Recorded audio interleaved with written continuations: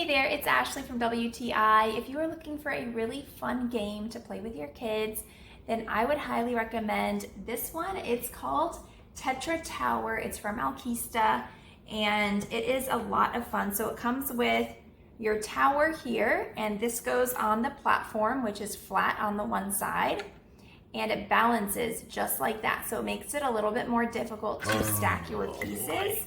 And then you just start building, and you can do it however you want. You can be creative. We all really love playing this game, my whole family, and eventually it tumbles down. I love the quality of the pieces and the quality of the whole set.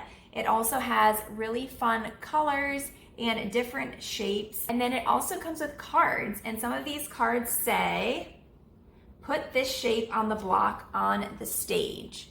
So it'll tell you what shape to put on there. This one is a square, or it has other cards that say reverse the order in which players draw cards, draw 2 more cards, take away a block on the stage, add a block. And so it makes it interesting, it makes it fun. Sometimes we play with the cards, sometimes we don't. It just depends on what we want to do.